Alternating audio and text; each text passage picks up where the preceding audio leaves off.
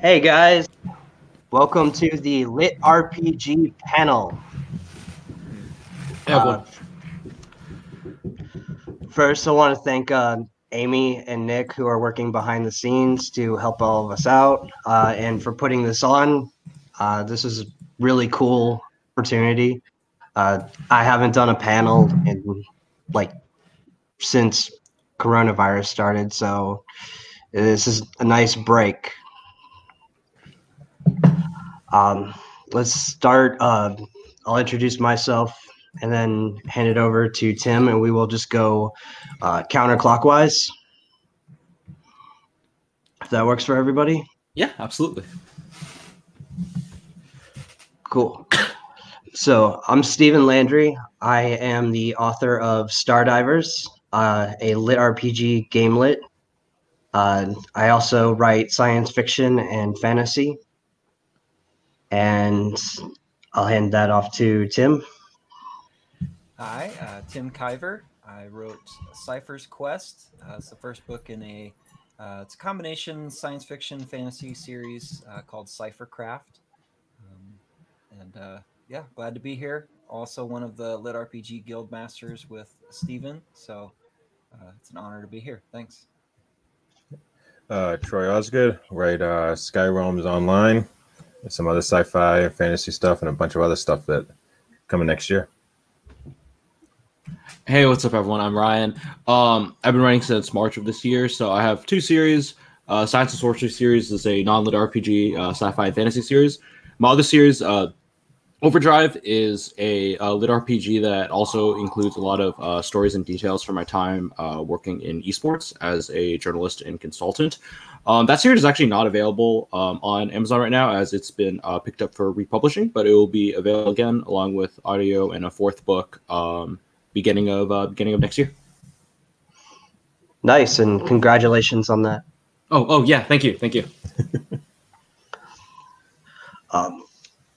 So my question that I wanted to start everyone out with is, when did you start writing, and what was it about lit RPG that interested you in the genre? And we'll start with Tim, and then we'll come back to me. Ryan threw me off when he said that his book was unpublished. I didn't notice that. Sorry.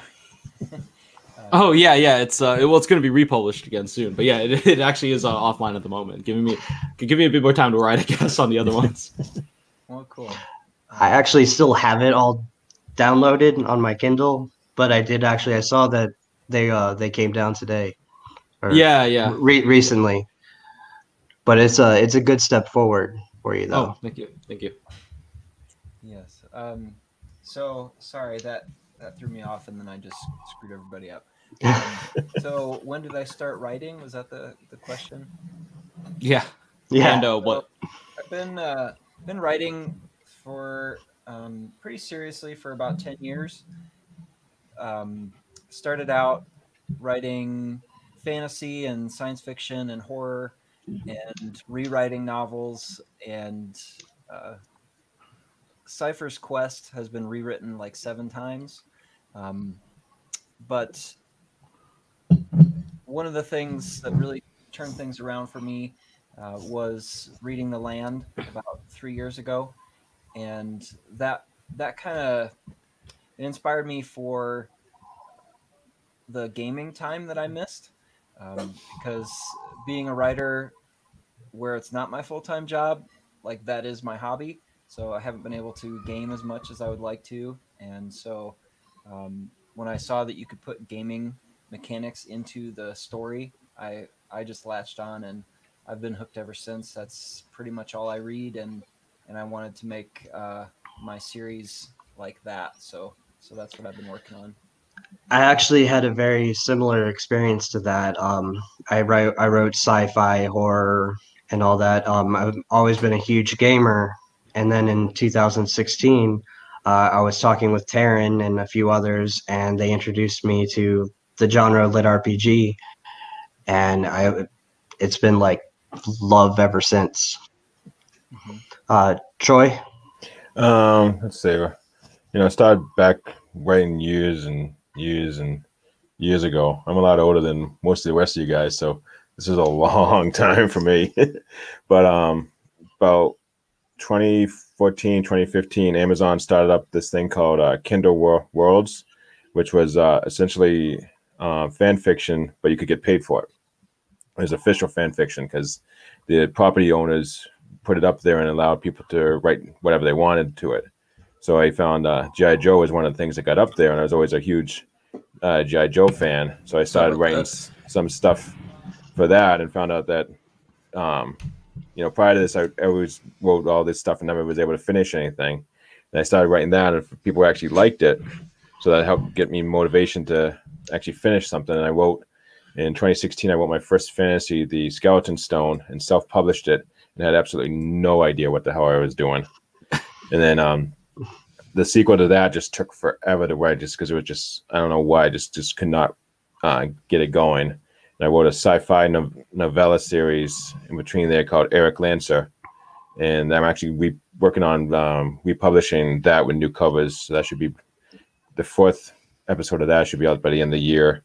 It's all new covers for everything. And then you just debated those new covers the other day, didn't you? For the first book I did, yeah. I just got all the first 3 books, got the new covers done. Yeah. So then I was able to get those out there, and I still had no idea what I was doing, so they didn't really sell. But I was able to get over the hump to actually write and finish stuff, and that's when I came up with. And around that time, I started hearing about LitRPG, and I didn't really know what it was. And then I started looking into it. I'm like, I could write this because this kind of hits along what I wanted to do years ago when World of Warcraft came out. I was a beta in World of Warcraft, kind of give you an idea of how long I've been doing this. And I always had the idea of writing the adventures of my guild, kind of following them along with the quest lines and all that kind of stuff. Never did anything with it. And I started hearing about LitRPG and kind of went back to that day of doing that. I wrote Greyhold and was about to self-publish it when Athon Books started looking around for some LitRPG authors, and they liked what I had, and the rest is history. Ryan? Yeah, absolutely. I started writing like novel length books 2 years ago. It took a long time, just going back and forth, pretty much deleting a lot of writing it and I don't like this much. Writing it, don't like this much too much. I think the biggest hump actually is was actually finishing like just a chapter, like a 2,000, 3,000 word chapter. Okay, this is pretty good. Finish a chapter, and now you can go another one. It's like, okay, you got another chapter, and then kind of just just slowly adding it up. Because before that, like my main writing was just mostly like just like writing fun stuff for friends. I used to do a lot of like short story writing in college, but that was just for like it was just for like the magazine at the newsletter at my school and stuff like that. So nothing too exciting, right? Started writing LitRPG just because it's kind of funny. So the first series that I wrote, which not a lot of commercial success there, but it was like the first time I really sat down. I think it has about like 500,000 words in it. So sat down and just wrote a lot, which was good and helped get started. So the funny thing is, I had a lot of like the few people who did really like my story. They were like, yo, like, reminds me of some of these other stories that are, much more firmly in the LitRPG genre. Like I had people in my newsletter tell me about that. And I was like, okay, this is pretty cool. And I checked it out, really, really liked it. I mean, so, I worked in esports for 4 or 5 years before. That series you're talking about, that's Science and Sorcery, right? Yes. The first one I wrote was Science and Sorcery. After that, like I had some people just tell me about the LitRPG genre, and I checked it out, and I really liked it. I mean, I was trying to explain this to some of my relatives and stuff like that, because I think they think it's pretty foreign, I guess you can say, to write like a book about a game. But it's kind of like I was trying to tell them it's like how when Michael Jordan was trying to get into movies, he made like Space Jam, right? Because he's like, okay, cool, I'm gonna make a movie about basketball, like this thing that I really like. So I was like, I like this, I really like games, and I get to write about something I really like, and yeah, that's how I got started. So hopefully, I only started writing this year, so hopefully it gets a continued growth from this point. Let's see. I probably wrote my first novel when I was like in middle school, and it was It was basically like Gundam Wing meets Dragon Ball Z. I'm still sporting my Dragon Ball hat. Oh, hell yeah. That's awesome. It wasn't very good. I didn't really get back into writing again until college, and after and I took creative writing classes in college, which were hugely inspiring. I worked on a Wattpad science fiction collaboration for a little bit, which was really a lot of fun.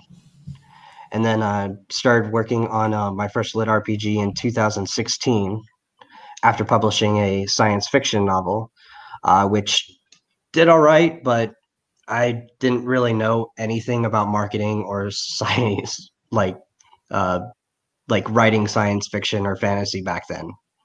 I mean, I think that's the trial and error of everybody's first book, except maybe Tim, who's had a lot of help here and there.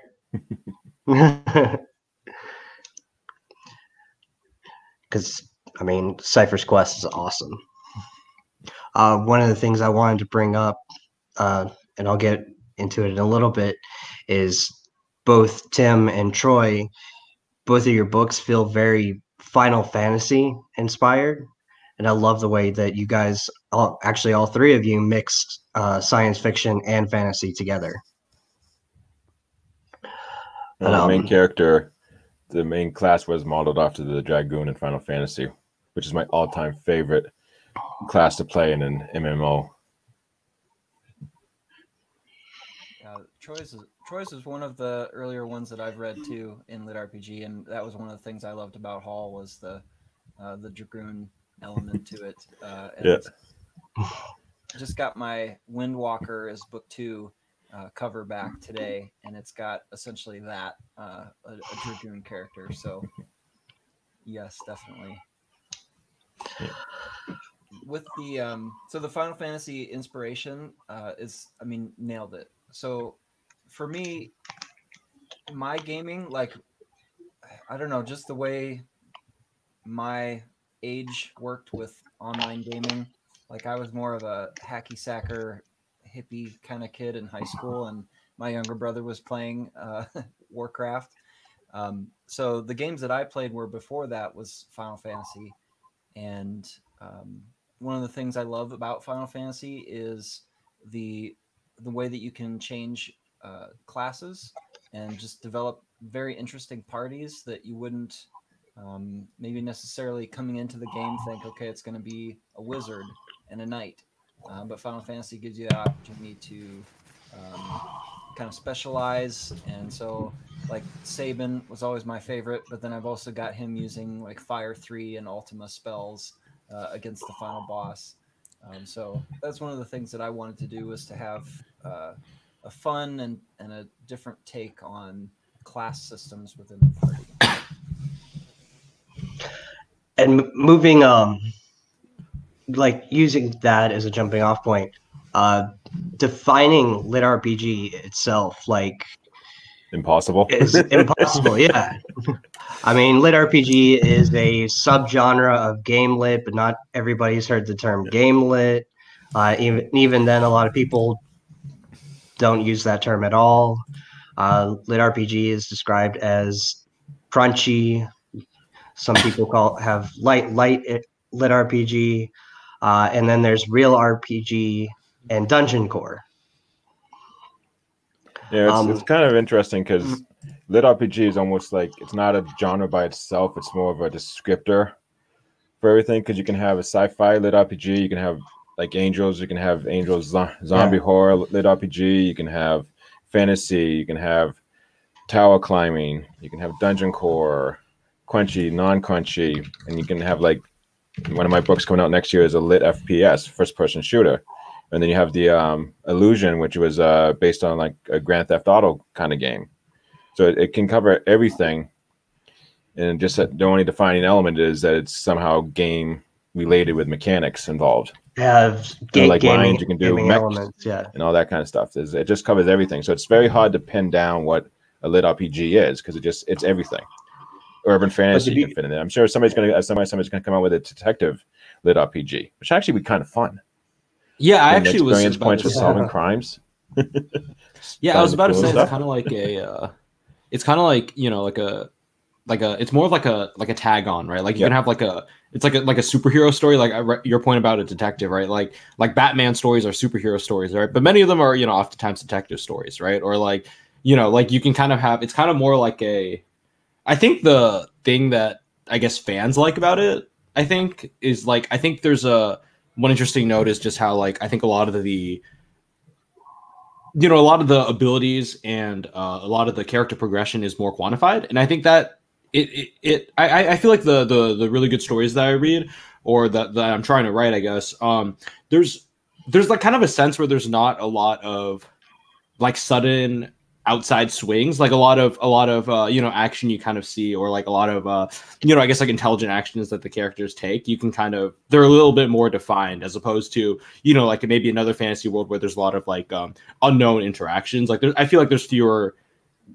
It's more like it's like, what would you do in this position, kind of, almost, right? Where it's kind of like, okay, like your cards are laid out in front of you, the character's cards are laid out in front of you, and then it's like, what kind of the decision making. Yeah, exactly. Yeah, the mechanics define the world, where like a normal fantasy, all of a sudden he learns a new spell, he can do whatever he wants, and a lit RPG, it's got to have a logical following to hit the mechanics. Yeah, absolutely. You can't just come with something out of the blue unless you can explain it mechanic wise. Yeah, and I think that's something that the fans really like. And the whole leveling up, cultivation, and progressing your character is also provides a like huge. It's like a reward for the reader. Every time a character levels up, kind of like playing a video game and getting an achievement. Yeah, I mean, there's a reason why I think someone who doesn't play too many games, like if you're telling them about how like you think like grinding is fun, for example, they, you know, like I'll try to explain to my non-gaming friends. I'll be like, I was playing some League with my friends earlier today, trying to help one of our buddies rank up, and I was trying to explain this to one of my friends who doesn't play, and she was just like, wait, so like you guys just did chores all day, like online chores all day? And I'm like, well, not exactly, but now that you mention it, you know, kind of like okay, maybe, yeah, but they're fun chores. Maybe you got me there. Like that is one of the allures to LitRPG for me as well, is that awesome feeling of you've leveled up, you know, and then trying to include that in the prose with excitement. Then that's also kind of fun to watch how different authors incorporate the grinding. I think there's a lot of different styles to that, because you have to gain levels in order to gain powers most of the time. And so you, as a reader, you don't want your readers to feel like I'm just doing chores right now. Well, one of the other great things about the genre is all the game mechanics that authors use and develop all have a unique feel. So every time you open up a new series, it's almost like you're buying a whole $60 game. Yeah, I totally agree with that. Like, I feel like I one of the things that you mentioned us potentially discussing on this was talking about like tropes in the genre, and I think it's kind of interesting because I feel like there's not a lot of like, I mean, there are in some ways like world building tropes, but it's more like, I feel like there's, in some sense, there's some kind of like, you know, I guess like you can say like subgenres where it's like, this is like good, it's going to be like a very gritty story, for example, or, like it's going to be about a main character who's very overpowered, like he's like over leveled or something like that. But there's not a lot of like, even like the world building tropes, like, like people mention, oh, hey, like it seems like there's a lot of characters who are like, like swordsmen who use magic or something like that. Like, I presumably because that's really cool, like inherently that's really cool. But even then, like a lot of the authors, like when they write it, the interaction of like the character's abilities, the abilities the character will gain in the future and the world around them, it ends up making the stories, I think, even if they're on, I guess like you can call it like a somewhat standard path, they all end up being like, very unique just because of all these like interactive features.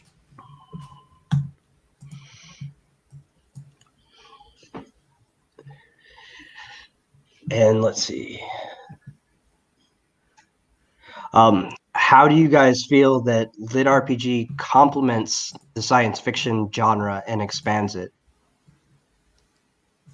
I don't know about expands, but it complements it because we're using in a lit RPG. You don't go as far into the future as you would with sci-fi. We're kind of going near future till you get to that level. We get the VR immersion pods kind of stuff, so you can get into the full immersion games. So you kind of have to create a world where that's logical that such technology exists. But we don't have to go. We don't go into the depth that you would in a normal sci-fi with the full world building of that world. Well, I would argue maybe it's not there yet, but it is slowly building into that more and more. A lot of I feel like a lot of the VR lit RPGs are starting to expand the real world elements as well as everything else. Yeah, I could see an augmented reality lit RPG coming out with a sci-fi setting, kind of like a cyberpunkish kind of thing, where it's a blend of the game world and the real world alongside each other. I think like System Apocalypse, Red Mage, some of the real RPG books are even Space Seasons by Don Chapman is a really good example of like a far future lit RPG. I think there's a degree to which, like, I wouldn't necessarily say that a lot of science fiction, like shows or books in the past have had like a distinct like I wouldn't necessarily call most of them like a lit RPG per se, but I think there is like just like a universal appeal to, I think, playing a game with high stakes, right? Like this, I think that's been like a trope in a lot of fiction for a really long time, right? And it doesn't even necessarily need to be a video game. I think it is a video game now, but like, you can think of like in James Bond, there can be like a high stakes game of poker, for example, right? And like I think that's something, and it's like, okay, like, I think it's like people are like, okay, this is cool. Like I think spies are cool. I think James Bond is cool. I think poker is cool, right? And then in science fiction, there's a lot of times where it's like, okay, like now these people are playing like some sort of video game and there's a lot at stake here.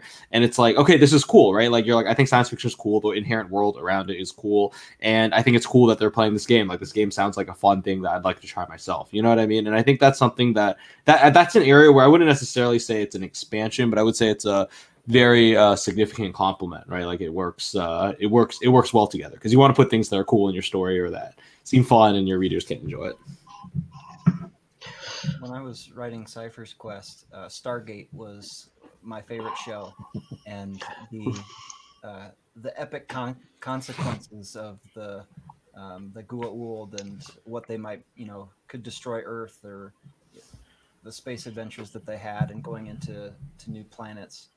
For me, I didn't really see any lit RPG like that, so I sort of took a chance. But my genre would be that real RPG that you mentioned, Stephen, where it is the world. So the game is the world, and in Cypher's Quest, the Cyphercraft series, it is an advanced civilization. They have pilots that can open up wormholes through their memory. So there's limitations on what planets they can go to with the wormhole travel. But then my hero is an exile with memory of their home planet. So that's kind of how I incorporated that element. But also, now he's a bounty hunter and he has to gain levels, and he rescues a telepath who was genetically advanced, but now it's sort of intertwined with the game, so that she has to gain new abilities with being a telepath for them to succeed.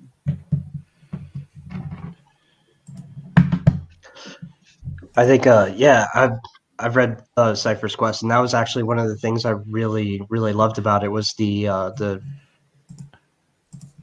way that you built the system around the characters and the ancient technologies. And excuse me.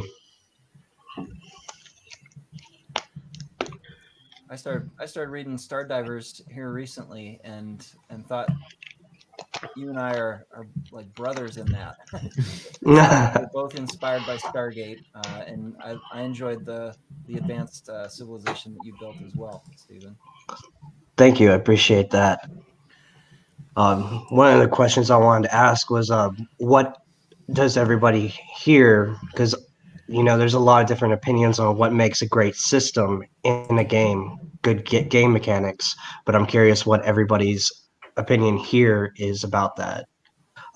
Me personally, I like it when the skill trees are detailed, crunchy. In Stardivers, I have ginormous skill trees where in certain times not everything is in use, but eventually the character will get there if they keep leveling up and leveling up and leveling up. I think Sean Oswald has a really cool system in his what's it called? Life in Exile. Watchers, yeah, Life in Exile. His Watchers books. So his is pretty crunchy, but I like how the system balances between the stats at the end of battles and quests with an interaction of the characters in that. And like one of the recent one was he can choose an epic class, but if he doesn't choose it, then there's a chance that he won't get that opportunity again. So you've got that, but then you've also got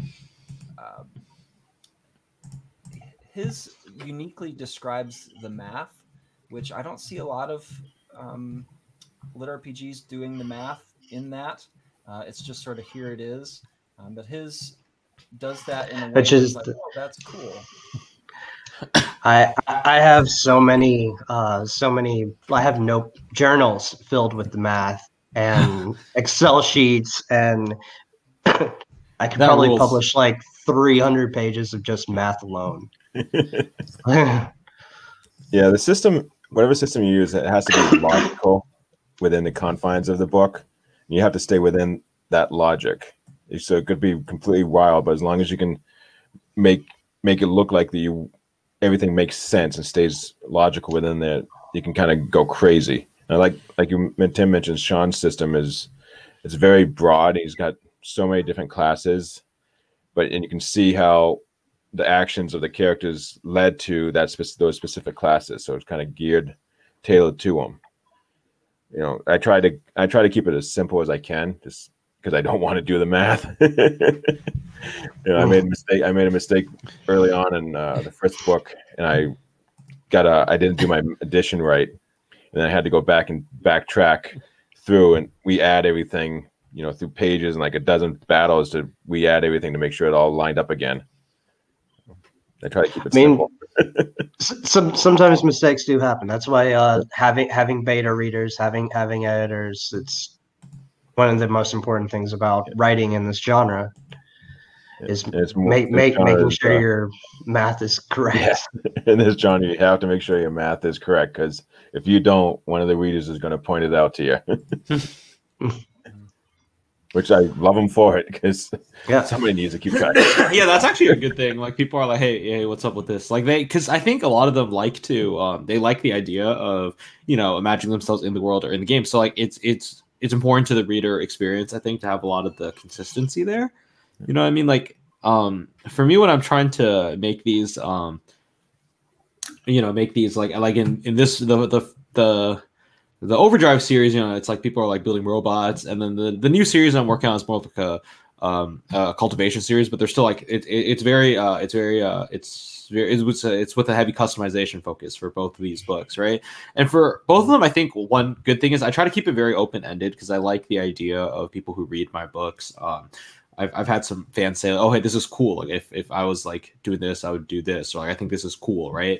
And I think that's like a big thing. Like, you want people to imagine themselves in this world and be able to customize it for themselves. So I actually kind of take the opposite approach to what Steven does, where he has like a lot of spreadsheets of like notes. What I do is like I'll like have like the characters, and then I'll be like I'll take, you know, the approach that you mentioned, Troy, where it's like, okay, like if this type of character, like, okay, this guy's more of like a strategist, right? He's more of a strategist than like a brawler. So what kind of like mech would he build for himself? Like, what would he try to do? And then I list out like the, you know, how much each of the parts cost. But then I'll put that in a spreadsheet, because I don't want it to be like, okay, when like, you know, when Troy used the, you know, the laser gun, it cost like twice as much as when Ryan used it, right? Like, what's up with that? You know what I mean? So I do try to keep that level, that type of consistency. But in terms of the pre-planning, I think is a lot more character focused than system focused, right? Like, I want it to be about my characters living in this system, rather than I guess like the other way around, right? Where they're more, it's more like top down. It's like a bottom up approach to customization, I think. That's definitely writing 101 too. Everything should start out with the character centric, with the good character growth and character development. I think that, in my honest opinion, that's one of the most important things to telling a good story. Mm-hmm. Yeah, it doesn't matter how good your system is and how interesting the system is if the characters are boring and nobody likes them. Right. Right. If you are writing about a great story about a great character who people are able to relate to, then if the math is wrong, you won't be punished as severely. You'll still be punished, but it's not as bad. You'll still be punished, but yeah, they'll say like they'll be like, hey, like, just wanted to point this out, instead of just being like, hey man, like, what's the deal here? You know, like, yeah. I love this book, but yeah, exactly. Like, you need to get the I love this book all part. capital letters. Yeah, like, you need to get that part. And that's one of the great things about this genre too, is like the community, all the different groups, everybody is very interactive. Even today, we had a little author promo go viral for a little bit, for or against cilantro.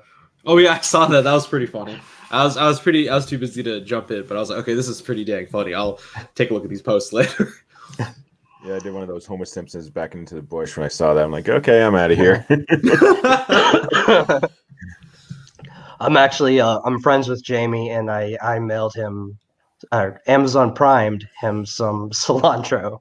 That's funny. But it's little things like that that make, because LitRPG is still a very tight knit community. It's growing every day, but there's always a way to interact with the authors, a way for authors to interact with the audience. Yeah, there's a lot more direct author to reader interaction in LitRPG than any other genres I've seen. Like, I'm in a couple fantasy groups, and there's a lot of authors and readers in those, but there doesn't seem to be as much of the readers directly talking to the authors and vice versa as there is in LitRPG.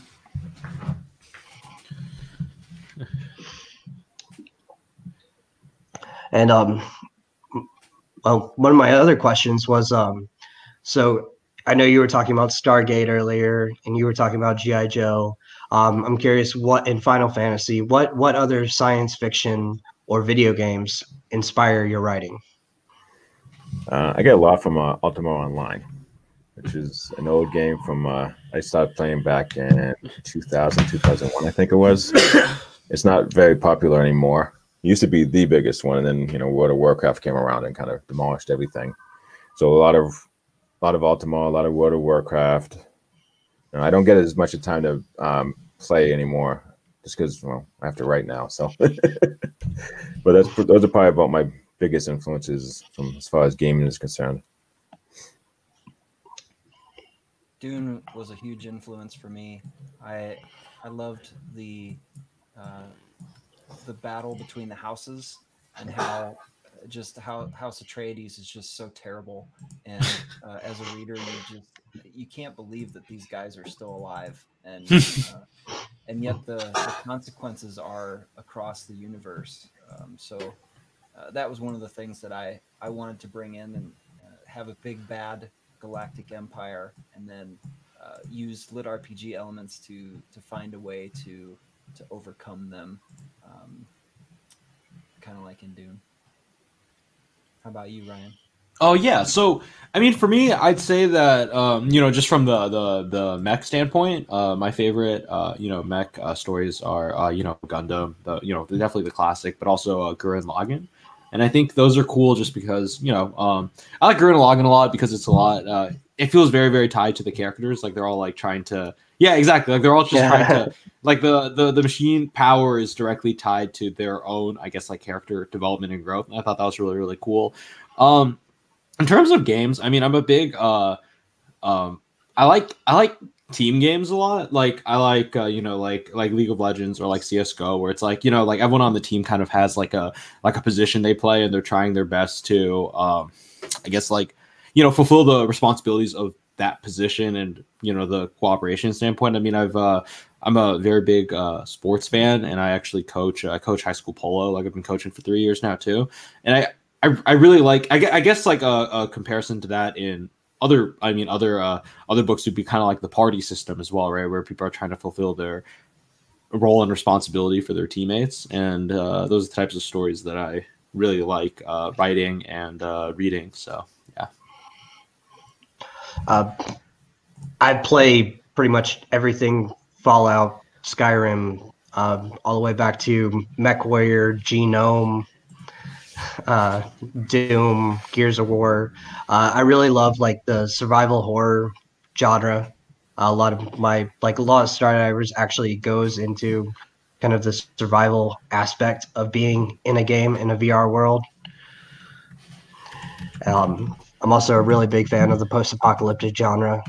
I'm currently also working on a dungeon core series that is a post-apocalyptic, and I'm hoping to have that out next year. One of the other biggest anime that probably influenced me was Neon Genesis Evangelion. The Eva 01 is probably my favorite mecha, if you can call it a mecha. I'm not sure. But doing things that kind of break through the norm has always been one of my favorite aspects of writing.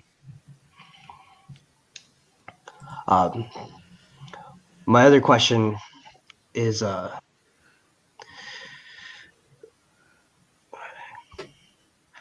where do you guys see LitRPG going in the next couple of years? That's gonna be a tough one, because I think with all the advances in technology, the idea of going into a virtual world, in like full immersion world, is gonna become a reality eventually at some point. So at that point, we're going to find a new. It's almost like right now we're talking about we write about what we're going to be doing. Yeah, like you need to stay ahead of the innovation. Yeah, so we get what's going to be the next innovation at that point. That will be the next round of RPG style stories. But I think that overall, I think the genre is going to grow. It's going to get a lot more popular and a lot more mainstream. I mean, we've already gotten The Land got, what was it, like ninth out of on Amazon when the last book came out, and then Cradle. Then that was the other one that number one. Yeah. Nice. And once people start realizing that things like Ready Player One is a GameLit, Tron's GameLit, that kind of stuff. I think we're definitely going to see that transition into film and television. Yeah, for sure. Yeah, so I can see the genre going bigger as we go through, and then at some point I think we'll hit that point where the technology actually matches what we're writing about, and then we'll see a transition into the new next thing. Yeah, that's a good point. I think so I've had like very what's the word I'm looking for? I've had it's kind of interesting. Like I feel like you're in there's like a line where you're both staying ahead of innovation. I guess, like, I suppose you could say, like, writing about current innovation, right? Like when I've noticed that when I'm talking to people who've read my series or are fans of my series, like they've some of them have liked, I think, that it's it's very esports focused, right? Which is the thing that's on the rise right now, right? And okay, this is cool. Like, I'm an esports fan. Like I'm reading this series and it's reminding me of stuff that I see in esports. But it's kind of crazy to think about. Like if I wrote this story like 10 years ago, right, people would be like, wow, this is wild. Like, who could, who could imagine a world where people are playing games competitively? Like, because like back then there were esports, like people were playing like, like Quake, or they were playing like Dota 2, but it wasn't nearly as publicized as it is now. And that was even just in like 2010, right? That was when I was in like high school, and people are like, yo, Ryan, check out this esports thing. You know what I mean? It's not, it was definitely very, very much in its infancy. So it's like you said, like what's, it's impossible to say, you know what I mean? Like what's going to happen in the future. One of the things that I find interesting is fantasy is the clear #1 seller for LitRPG. It seems like most readers, they want that medieval fantasy style. And so I am seeing like here and there books that are sort of unique, like Ryan's Mech. That was a unique esports taste. I'm glad that was successful. But I do kind of feel like it's mostly fantasy. The sci-fi ones don't seem to get as much traction, and so within the next couple years, I don't know. Personally, I think it's going to stay fantasy, and I feel like because as an author, like we have to make a decision. Like personally, I want to do this for a living. So can I afford to write the samurai skateboarder LitRPG that I really want to write? You have to write that because that sounds fun. Don't tempt me, Troy. It's not going to help me in the long run. So another thing that's interesting in LitRPG is we have the original authors in the genre, and so I feel like they can afford to go off in unique paths, like Harmon Cooper did the Sacred Cat. Which is really cool idea. It's like progression fantasy. Reminds me a little bit of Hatchet. I don't know if you guys know that book growing up, but it's different. And he has a following. He can do that. So we'll see. And I think that'll be kind of an indication maybe of what we see in the future. Personally, I think that having the original authors in the genre is one of the great things, because they're able to expand outward the genre outward, like Harmon Cooper with Sacred Cat and his other works. Even having authors like Justin Sloan writing. He writes military space opera, and he's breaking into lit RPG more and more. And his stuff is it's still lit RPG, but it's so unique and it's done in his style. And I think that the more we have authors doing experimental things and expanding the scope, it's going to bring in more people from the fantasy, sci-fi, young adult, cultivation, all the other genres, horror, into reading lit RPG, and it's going to eventually get so big that it bursts in a good way. Well, it goes back to the idea that lit RPG is kind of more of the label you can apply to anything. So you can have a pure, cyberpunk lit RPG, the detective lit RPG, the skateboarding samurai lit RPG, and it all makes sense. So you can use that to draw in from other things. So somebody reads the sci-fi lit RPG and like, oh, I kind of like having the gaming elements. So next thing you know, they'll read the fantasy, and they'll go from the fantasy to the mechs, and it can lead you to things that you wouldn't normally read because of the the common gaming elements will kind of step them into, and it's a nice introduction to something they wouldn't necessarily jump into. Yeah, absolutely. I totally agree with that. And more people grew up gaming and playing games, and like tabletop gaming now is a huge thing. And one of the coolest ways I've heard lit RPG described is that it is taking a tabletop game like Dungeons and Dragons, Pathfinder, Titan's Grave, and turning the story into a book where the characters know the mechanics. Yeah. And that's always had a really big appeal to me. Yeah, when I do local shows, like and somebody asks what it is, the way I describe it is, well, you know what Ready Player One is and how, because everybody knows what Ready Player One is now. Yeah. So, how the whole plot revolves around the game, and everything takes place in the game. Where you take that and then you add in all the Dungeons and Dragons leveling elements and the experience and abilities and all that, and they have a point. They're not just there; they have a point to how the book goes, and how the characters advance through the book. And one of the other cool things about this genre is it's already breaking into and has been breaking into other mediums for years, since even the 1980s, with D&D books and South Korea, Russia, Japan, anime, webtoons, web novels, light novels, and now American novels. My next question is, because we are running out of time, is what plans do you have next? What's your next big thing? Start with Tim. Just released Apocalypse Archer, which was a novelette that could be read as a new intro to the series. But then I've got Windwalker coming out here in a few weeks. So that's my main thing. If you go to timkaiver.com, you can read the first chapter of Cypher's Quest as my debut novel. And get started there. Let's see. I got finishing up Skyrim's Online Book 5, so that should be out early 2021.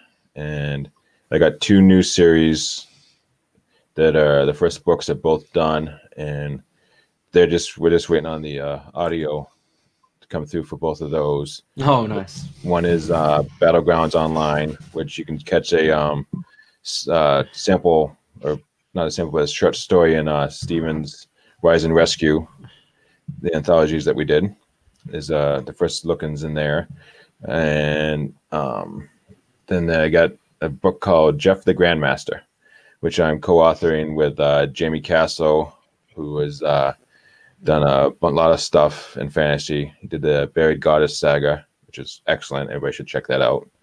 And that I'm not quite sure on when either one of those coming out, but they should be out the first quarter of 2021.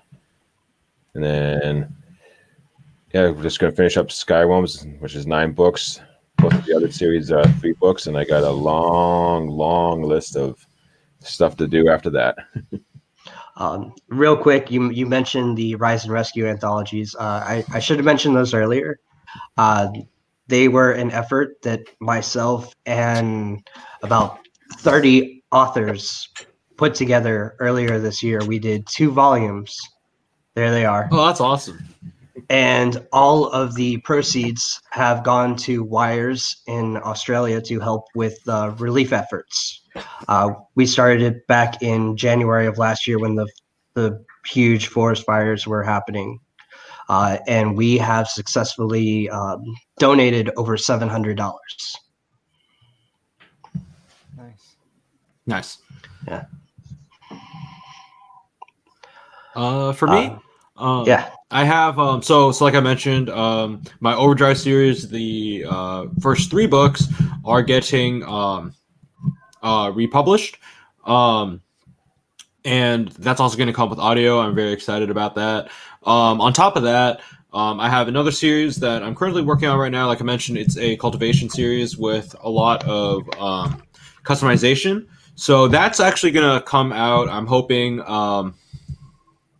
hopefully by the middle of next year. I'm about 80% of the way done through the first book, and I'm just working on currently just editing and finishing up. I mean, it's kind of weird. Like, I feel like it's sometimes can be pretty tough to write the middle, or like you're not sure like what what kind of scenes you want to pick up. Because I do think like one thing about the genre that's cool are like like the training type scenes, but you kind of want to you got to pick and choose like what's the one you want, what do you want to emphasize, all that stuff. So yeah, that's what I'm working on right now.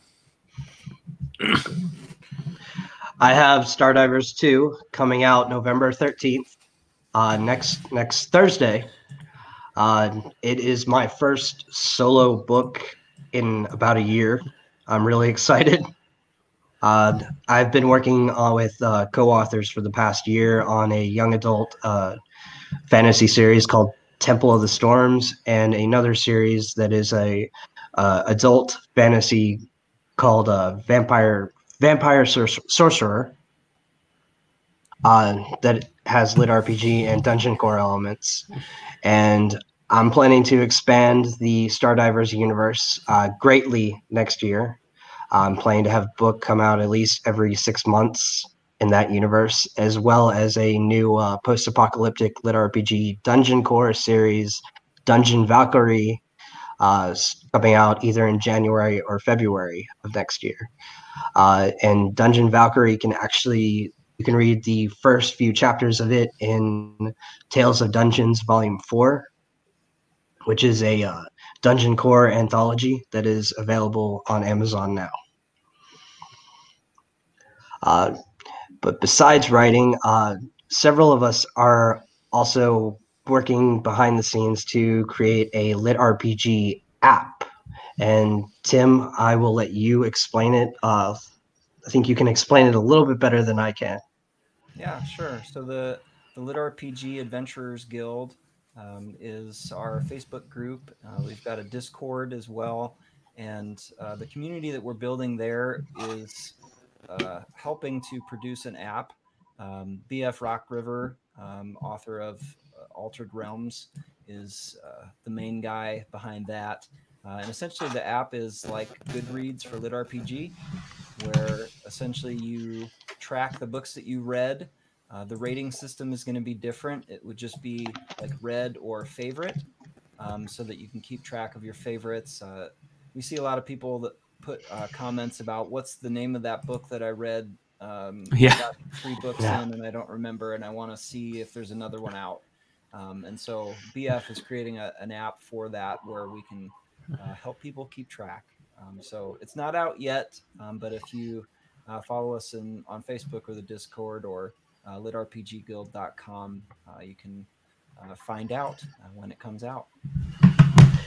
And you can find all of our links on the SFF Con website, as well as any of us on Amazon. Thank you for your time. Thank you guys for joining us. Yeah. Yeah, thank you. Have a good one.